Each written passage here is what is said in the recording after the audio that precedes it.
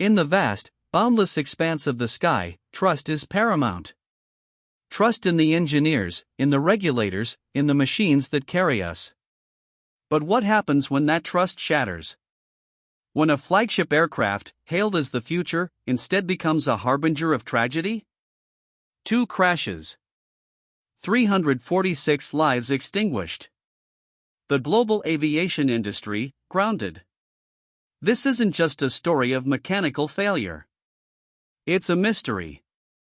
A complex web of decisions, pressures, and unseen forces that led to one of the most profound crises in aviation history. We're counting down the critical missteps, the hidden truths, and the ultimate fatal flaw that brought down the Boeing 737 MAX. Our journey begins not with Boeing, but with a formidable competitor. Number 19 on our list, the arrival of Airbus's A320neo. Airbus, a rising titan, had launched a new, fuel-efficient single-aisle jet. The market clamored. Airlines wanted lower operating costs. Boeing, dominant for decades, suddenly faced an existential threat. A challenge. An imperative. Respond quickly. Innovate. Or be left behind. But at what cost does such a rapid response come?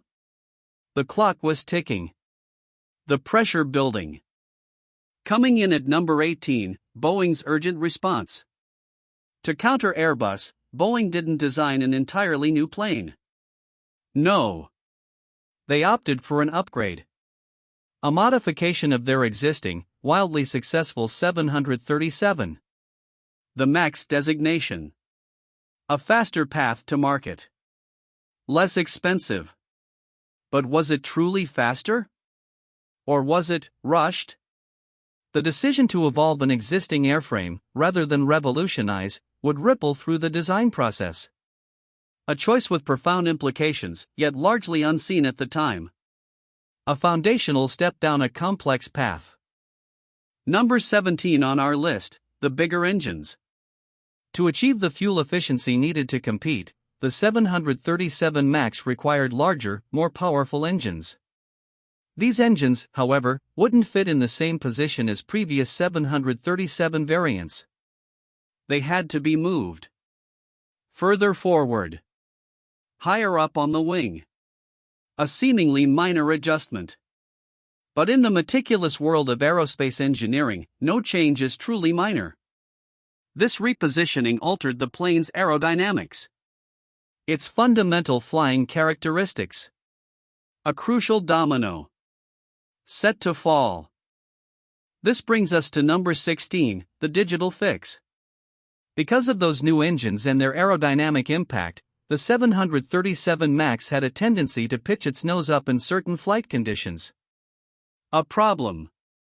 A flight characteristic that Boeing felt needed to be managed. The solution? A piece of software. The Maneuvering Characteristics Augmentation System, or MCAS. Designed to gently, automatically, push the nose down. To make the MAX feel like older 737s. To save time. To save money. But was this digital solution robust enough? Or was it, in fact, a vulnerability waiting to be exploited? At number 15, the hidden system. MCAS. This critical software. This digital fix. It was not explicitly disclosed to pilots. Not in the flight manuals. Not in their training. Why? Boeing argued it was an augmentation, not a new system. It simply made the MAX fly like a 737. No need for special mention. But to omit a system that could command the aircraft's nose? A system that could override pilot input? This decision, to keep MCAS in the shadows, would prove catastrophic. Pilots, the last line of defense, were flying blind. Which leads us directly to number 14, the training omission. With MCAS undisclosed, it logically followed that there was no specific training for it. Airlines were told that pilots certified on previous 737s would only need minimal, iPad-based training for the MAX. No expensive, time-consuming simulator sessions. A cost-saving measure. A convenience. But when an unforeseen system suddenly takes control, what recourse do pilots have if they don't even know it exists? The knowledge gap was growing. A ticking time bomb, perhaps. Just waiting. At number 13, the single sensor. MCOS was designed to activate based on data from the angle of attack, or AOA, sensors. These sensors measure the angle of the wing relative to the oncoming air. Crucial data. But here's the catch: MCOS relied on input from only one of these sensors. A single point of failure. If that one sensor malfunctioned, if it sent erroneous data, MCOS would activate. And there was no immediate, easy way for pilots to know if the data was bad. A profound vulnerability. Built in. From the start. Number 12 on our list, unchecked power. Not only did MCOS rely on a single, potentially faulty sensor, but its authority was immense. It could repeatedly push the aircraft's nose down. Aggressively. It was designed to activate multiple times, each time commanding the horizontal stabilizer to pitch down. This wasn't a gentle nudge. This was a force that could overwhelm pilot efforts. Imagine fighting against an invisible hand, constantly pushing. Pushing. A system with almost absolute power over the aircraft's pitch. A terrifying prospect. A design choice that defied conventional safety wisdom. Then, it happened. At number 11, the first fall. Lion Air Flight 610. October 29, 2018. Jakarta, Indonesia. Shortly after takeoff, the plane's nose began to repeatedly pitch down. The pilots, unaware of MCOS, battled the controls. They fought for 20 agonizing minutes. But the hidden system, fed by a faulty AOA sensor, kept pushing. Relentlessly. Inexorably.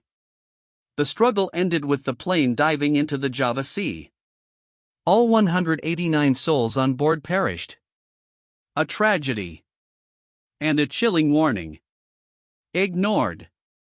Or perhaps, misunderstood. Coming in at number 10, the blame game. Following the Lion Air crash, the world looked to Boeing for answers. Their initial response? It hinted at pilot error. At maintenance issues. Diverting attention. While investigations were underway, Boeing remained largely defensive. A software fix was eventually proposed, but the plane continued to fly. This posture, this reluctance to immediately acknowledge a potential systemic flaw, fostered mistrust. It allowed the crisis to deepen. And set the stage for another, even more devastating event. Just 5 months later, the chilling echo arrived. Number 9, Ethiopian Airlines Flight 302. March 10, 2019. Addis Ababa. Another 737 MAX. Another faulty AOA sensor. Another series of MCOS-commanded nosedowns. The pilots, once again, fought valiantly. But the outcome was tragically identical. The plane crashed. All 157 people on board perished. 2 planes. 2 crashes. An undeniable pattern. The world now understood. This was no isolated incident. This was a systemic issue. A design flaw. A fatal error. And so, at number 8, the world stops. Immediately after the second crash, country after country, airline after airline, grounded the 737 MAX. China led the way. Europe followed. Even the U.S. Federal Aviation Administration, initially hesitant, eventually succumbed to global pressure. The skies emptied of the MAX. This was unprecedented. The longest grounding of a commercial aircraft in aviation history. A stark, undeniable admission of a profound failure. The future of flight, now paused. The silence, deafening. As we dig deeper, we find number 7, delegated trust. The Federal Aviation Administration, or FAA, is meant to be the ultimate arbiter of aviation safety. But for years, the FAA had delegated significant certification authority to Boeing itself. Boeing employees were effectively signing off on Boeing's designs. A system designed to streamline approval. But did it compromise oversight? Was the fox guarding the henhouse? This practice, rooted in efficiency, became a gaping vulnerability. A critical blind spot in the safety net. Unseen until it was too late. Approaching the core of the problem, we uncover number 6, the merger's legacy. In 1997, Boeing merged with McDonnell Douglas. This wasn't just a corporate marriage.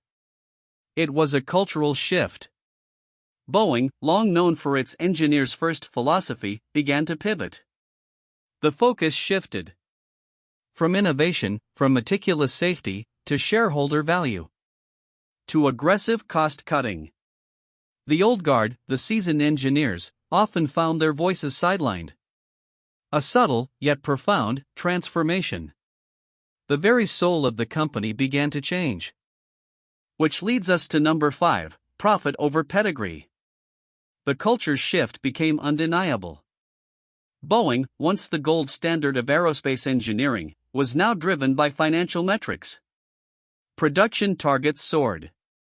Pressure mounted on engineers to meet impossible deadlines, to cut corners, to compromise. The pursuit of the almighty dollar, it seems, began to overshadow the pursuit of perfection. Safety, once paramount, risked becoming a secondary consideration.